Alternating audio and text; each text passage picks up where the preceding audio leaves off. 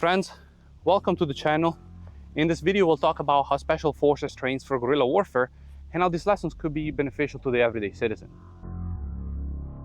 What exactly is guerrilla warfare?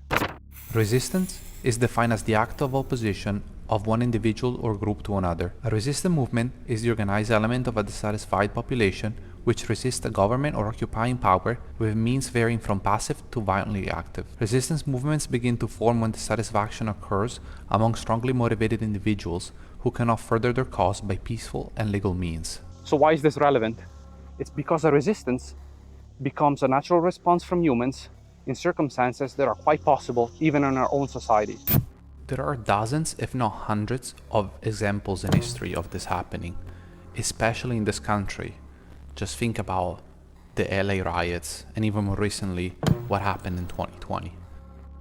This is not a distant fantasy by any means, but it could likely happen at any time. Some influencing factors such as terrain, think about urban environments, mountains, landscapes, swamps, economical factors, personal factors, greed, and many others could be the cause and the influence for the organization of a fighting force. Guerrilla warfare is characterized by offensive action. Guerrilla rely upon mobility, elusiveness, and surprise. In addition to these traits, there are other characteristics that should be mentioned: civilian support, outside sponsorship, political aspects, legal aspects, tactics, and development aspects. The two main characteristics we'll be discussing today are offensive tactics and defensive tactics. Offensive tactics are the base for successful guerrilla combat combined with the element of surprise. Terrain and geographical factors are huge when it comes to guerrilla warfare. One aspect to consider is the level of development and industrialization of a country. When it comes to a highly developed and industrial country, guerrilla operation could really disrupt the flow of society. In contrast, a less developed country is not gonna feel the effects of guerrilla operation as much. The Vietnam War is a prime example of this definition. On the other hand, the situation can change drastically to favor the resistance. A very good example of this is Afghanistan. When those resistance fighters got stingers, the tables turned really quickly. The balance of power began to shift. So an important asset for any resistance group is to have a distinct group of auxiliary forces, such as non-combatant and civilians, that will aid in many tasks, such as logistics, security, intelligence, psychological warfare, recruitment, and civilian control. Okay, so let's talk about combat employment. When it comes to maximum efficiencies, offensive operation disrupting communication lines and critical installations is a key priority. Area superiority is more easily achievable in rough terrains, obstructing enemy movement and observations. Between areas of control, a natural grade zone will be naturally established into which enemy control will be pretty much impossible. This is where auxiliary forces will be the most efficient at conducting covert operations. So what effects are we looking for?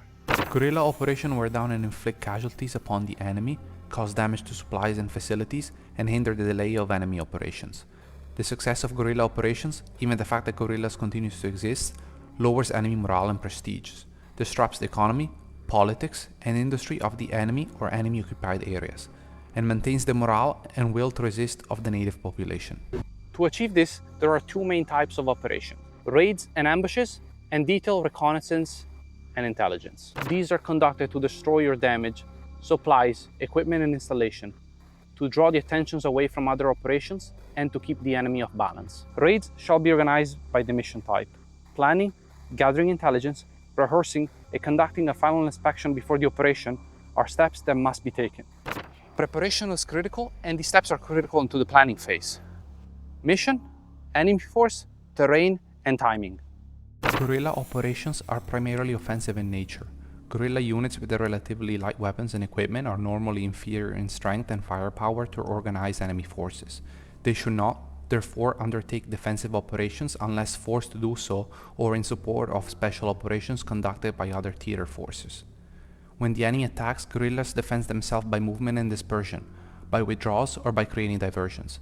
Whenever possible, defensive operations are accompanied by offensive actions against the enemy's flank and rear.